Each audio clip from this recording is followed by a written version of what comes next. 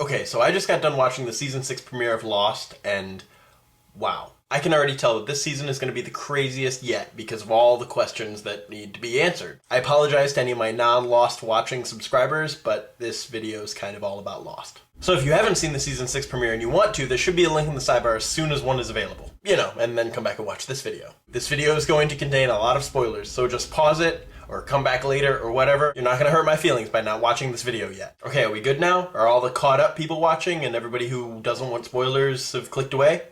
Okay, so like a lot of you guys, I was going into this season really hoping that they'd answer a lot of my questions and kind of half expecting them not to. What do the numbers mean? Are they ever going to explain anything about Walt? Why doesn't Richard Alpert age? If everyone was supposed to be there, why have so many people died? Why is the smoke monster a big white light to Locke? Did the others find the island and then build a lamppost, or did they build a lamppost to find the island? Why does young Ben look like Harry Potter? And going into this premiere 4 minutes in, I was already confused. So I'm going to give a little recap of the season 6 premiere. So in the end of season 5, they try to detonate a hydrogen bomb in order to get time back into how it's supposed to be and not make the plane crash on the island. Right off the bat in the premiere of season 6, you see the plane going over the water and turbulence, but no crash. And then it pans down, under the water, and the island is under the water. And you see the stone foot. Oh gosh, so confused already. So the plane shakes, it's turbulence, there's no crash. Jack looks to the side, and it's Desmond. Desmond is on the plane, next to Jack. What? So then it does a jump cut. Lost writers love their jump cuts. There's an explosion, Kate's in a tree, she can't hear, she finds Miles. Miles can't hear, he's freaking out, he doesn't know what's going on. They realize where they're right outside the Swan Station where Desmond blew it up with the failsafe key. They find Jack, they find Sawyer, assume Juliet's dead. It didn't work! Okay, then boom, jump cut. Kate is still arrested, Sawyer is dishing out advice to Hurley, but Hurley says that he's the luckiest guy alive. Huh? Jump cut back to the island. Saeed, Hurley, and Jin find the other guys, and Saeed is still bleeding, about to die. They find out Juliet is still alive, and they try to get her out, but then she dies in Sawyer's arms, right before she's about to tell him something. Saeed, coming to terms with his mortality, starts listing off all the stuff that he did that he regrets. Hurley hears something in the woods, grabs the gun, it's Jacob. Boom, jump cut. So Jin tells Sun to button up her sweater. Sound familiar? Shannon is not on the plane. Boone says that she didn't want to leave Sydney. And jump cut. Ben is really bothered that Jacob didn't fight back, because, you know, he just killed him. Fake Locke tells Ben that he wants to talk to Richard. Richard shows Ben Locke's body. Meanwhile, Hurley is talking to Jacob and he's like, "Wow, Jin's gonna find you here." And Jacob's like, "No, he's not, because, oh yeah, Hurley can talk to dead people." He says, "Bring Saeed to the temple. Bring the guitar case." Boom, jump cut. Back on the plane, they need a doctor, so Jack and Saeed burst into the bathroom to save a choking Charlie, who was, you know, trying to kill himself. Who oddly enough says, "I was supposed to die."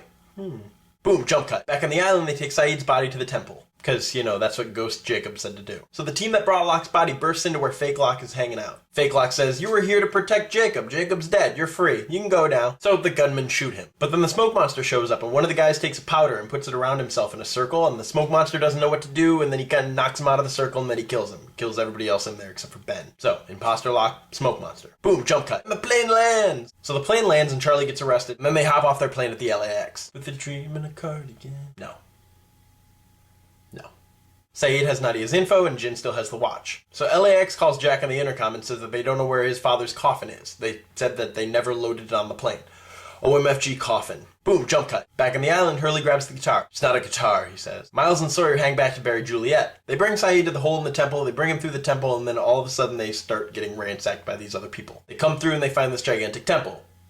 The temple. And a whole other group of people. So add to the others, hostiles, and survivors, these Japanese hippies arms dealers. Boom, jump cut. So Kate, still being arrested and all, has to ask the marshal for permission to go to the restroom. So she does, but then she tries to pick the lock, and he's like, "Let me in," and she's like, "Jack you in the face with the door," and escapes. Into an elevator with Sawyer. Boom, jump cut. So Sawyer and Miles bury Juliet, and Sawyer's like, "Hey, what did Juliet want to tell me?" And Miles is like, "What?" And Sawyer's like, "Right before she died, she said, I have to tell you something really, really important." And he says, "It worked." And he's like, "What worked?" "No, that's what she told me to say. It worked." So back at the temple, Hurley's like, "Jacob sent us. He sent me that guitar case." And they all put down their weapons. So the Japanese guy, we'll call him Mr. Miyagi, and his translator, John Lennon, take the guitar case, open it up, find a cross, burst open the cross, and find a message from Jacob. The message says that if Saeed dies, then they're all in a bunch of trouble. So they bring Saeed to this water, which to their surprise isn't clear.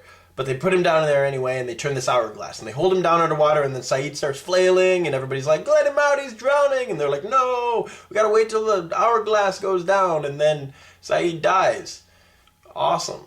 Jack tries to resuscitate him, but like I said, he's dead. Boom, jump cut. Back at the airport, Kate's on the run, and she sees a sign that says no entry. So of course, her being Kate, she enters. Kate always has the smartest and most well thought out plans in the entire series, don't you think? So she jumps in a cab and pulls a gun on the driver, and it turns out to be Claire's cab. Bum bum bum. Boom, jump cut. So a few people from the first crash of 815 kind of live with these others. Mr. Miyagi and John Lennon kind of go into panic mode when they realize that Jacob is dead. So they start lining out all this ash and sending out warnings to keep him out, the man in black, or fake Locke.